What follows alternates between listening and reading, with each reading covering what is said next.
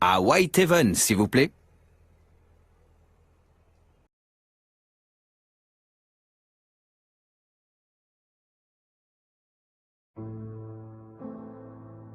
L'arrestation de Cust est un succès pour vous, Poirot. Tout est clair maintenant, sauf peut-être quelques détails. Les détails. Ah, mon ami. Le diable est dans les détails, comme on dit. Pardon? Patience, Hastings. Tout s'expliquera quand nos invités seront là. Dites-moi, auriez-vous l'obligeance de glisser un revolver dans votre poche avant qu'il n'arrive? Un revolver? Mais Poirot, que craignez-vous? Faites-moi confiance. Il est important que vous portiez une arme pendant cette réunion. Je vais vous prêter la mienne. Et si vous m'expliquiez ce que vous avez en tête? Surtout pas. Vous ne pourriez plus jouer votre rôle avec naturel. Attendez un instant, je vous apporte mon arme.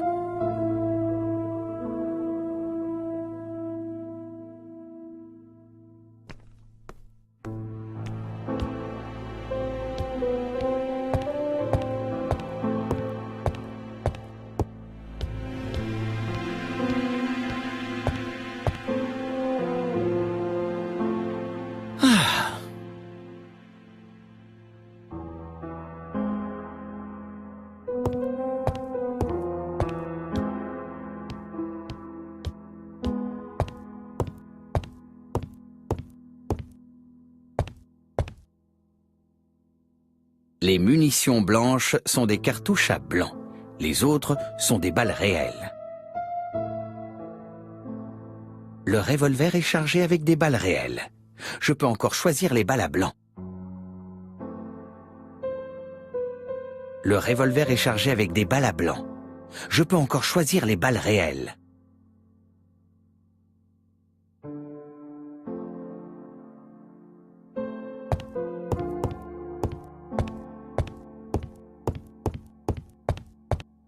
Et si vous m'expliquiez ce que vous avez en tête?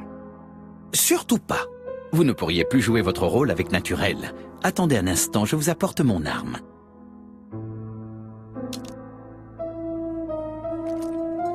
Voilà, je vous confie mon arme. Elle a très peu servi, elle est comme neuve.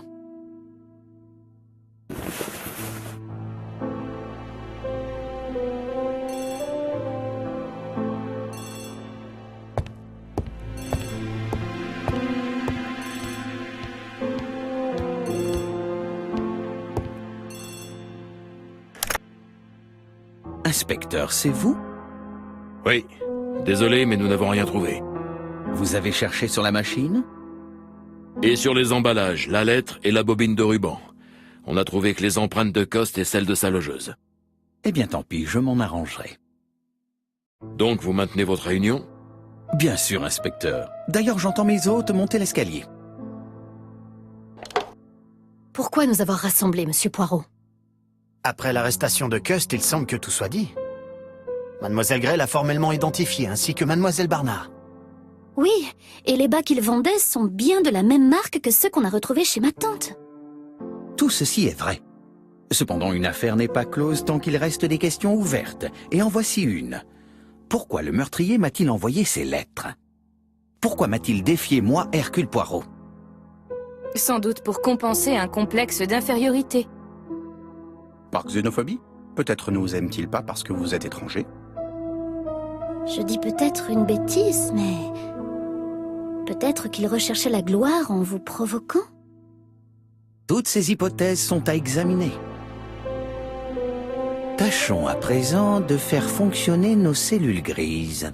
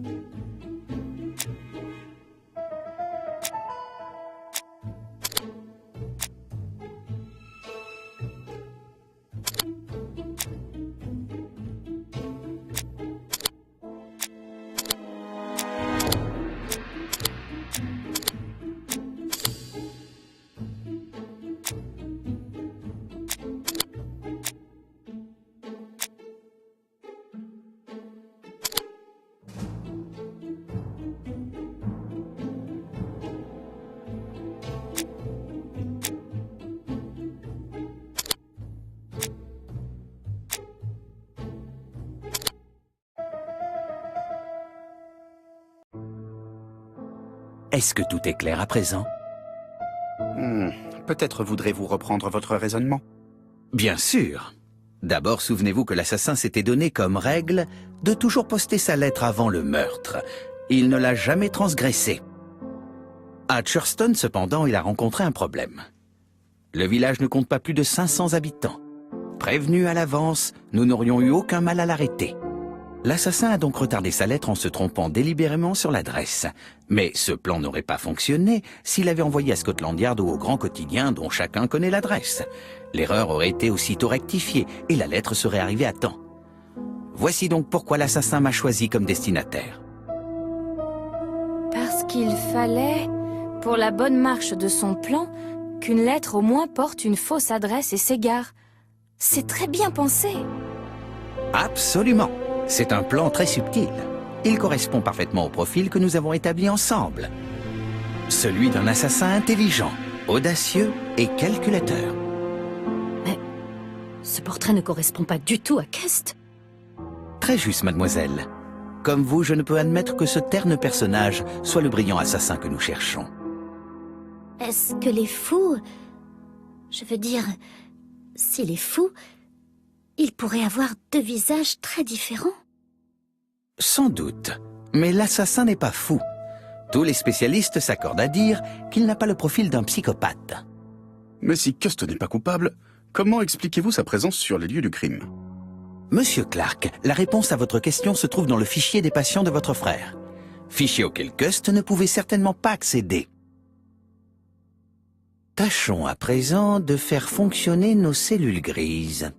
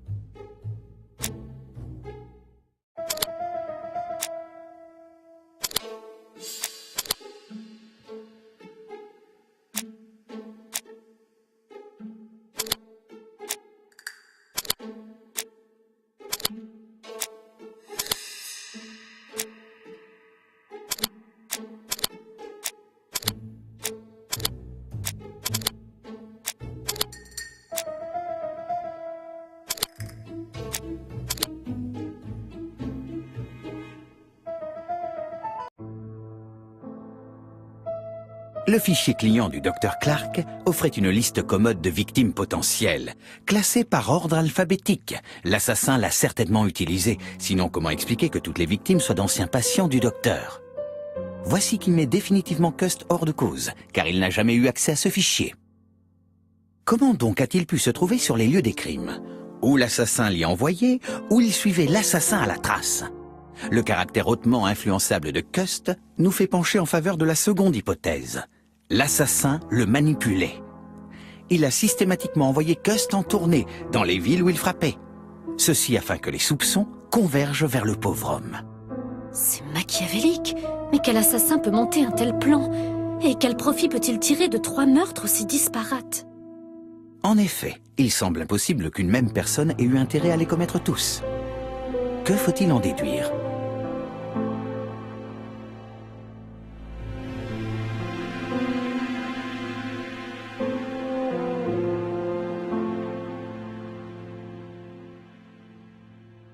Il n'y a pas un assassin, mais 3 associés qui ont adopté la même mise en scène pour leur crime. Vous voulez dire que 3 assassins poursuivant des buts différents se seraient associés afin de brouiller les pistes? Mais cela déplace la question.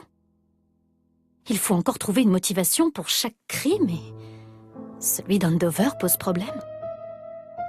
Pourquoi avoir tué cette pauvre Madame Asher? En effet, mieux vaut abandonner cette hypothèse. Un seul meurtre a profité à l'assassin. Les autres ne sont que des diversions. Après réflexion, une conclusion s'impose. L'assassin a tué une fois par intérêt et 2 fois pour détourner notre attention. Ce raisonnement nous mène vers 2 coupables possibles. Franklin Clark? Donald Fraser? Oui, mademoiselle, vous raisonnez vite et bien. Monsieur Fraser a pu tuer Betty Barnard par jalousie. Monsieur Clark a pu tuer son frère pour hériter de sa fortune considérable. Tous 2 ont un mobile. Mais Donald n'a pas pu avoir accès au fichier du docteur Clark. Permettez-moi de vous contredire, mademoiselle.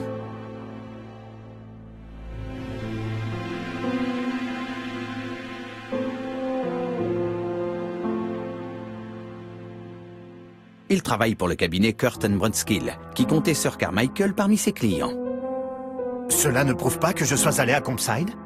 Vous en avez eu l'occasion. Et peut-être en avez-vous profité pour examiner le fichier de Sir Carmichael. Vous me croyez coupable? Vous ou Monsieur Franklin Clark? C'est ridicule! Vous avez tous 2 un mobile. La question est de savoir lequel de vous 2 correspond le mieux au profil de l'assassin. Tâchons à présent de faire fonctionner nos cellules grises.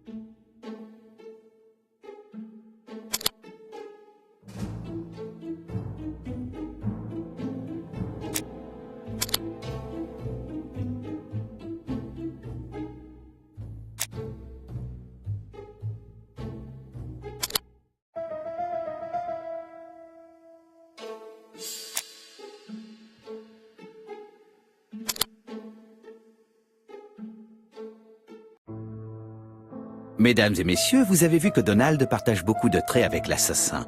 Mais il n'a pas sa froideur. Il s'emporte facilement. On ne le voit guère planifier une longue série de crimes. Et puis la jalousie est son mobile, et les meurtres passionnels sont rarement prémédités. Bon, je suppose qu'à présent vous allez m'appliquer le même crible. Absolument, Monsieur Clark. Tâchons à présent de faire fonctionner nos cellules grises.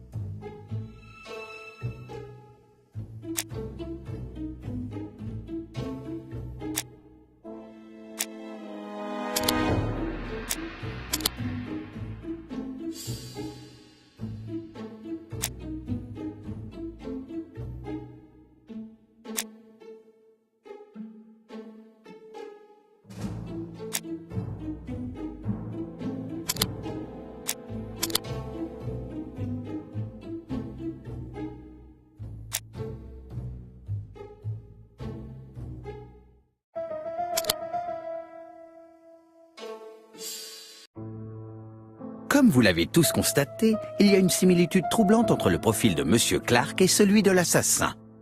Mieux, une correspondance parfaite. Monsieur Poirot, vos analyses psychologiques ne sont pas dénuées d'intérêt, mais vos conclusions ne tiennent pas debout. Pourquoi aurais-je précipité la mort de mon frère? L'héritage me revient de droit. Il me suffit d'attendre. Non, il vous fallait agir vite.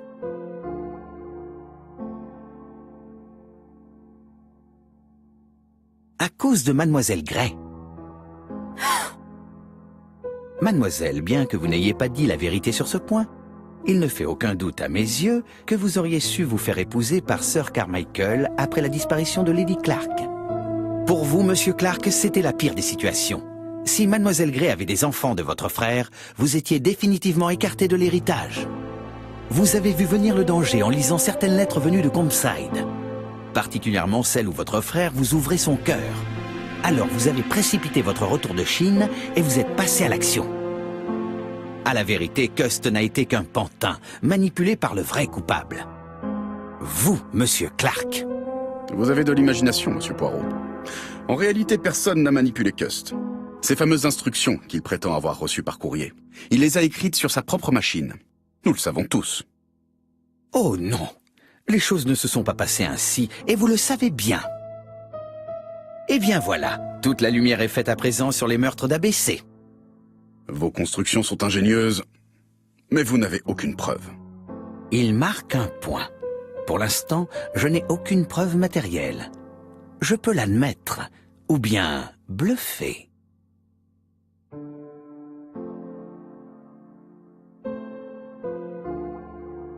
J'ai une preuve. Les empreintes que vous avez laissées sur la machine à écrire de Cust. Silence. Oh bien sûr, vous avez essuyé la machine avant de l'expédier, mais pas avec assez de soin. Les spécialistes de Scotland Yard ont su retrouver vos empreintes mêlées à celles de Cust. Rouge impair et manque. Vous avez gagné, Monsieur Poirot. Mais cela valait la peine d'essayer.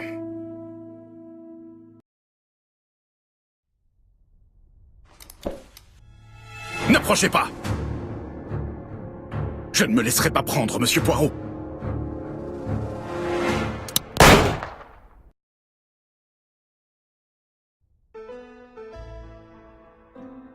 Navré, Franklin, il n'y aura pas de sortie facile pour vous.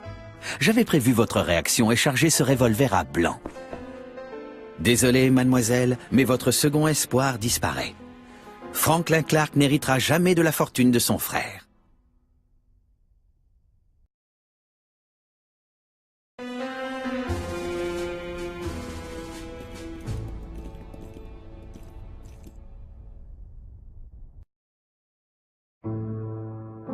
Déçu d'avoir manqué l'occasion de devenir Lady Clark, Dora Gray a quitté l'Angleterre. Donald Fraser et Megan Barnard se sont mariés. Sur la recommandation de Poirot, Mary Drower est entrée au service de Lady Clark. L'état de la vieille dame s'est soudain amélioré. Et quelques mois plus tard, elle était sur pied, à la grande surprise du docteur Logan. D'après cet éminent médecin, il s'agirait d'un cas extrêmement rare de rémission spontanée.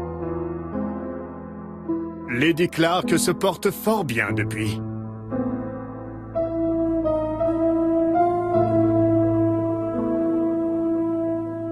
Journal d'un innocent.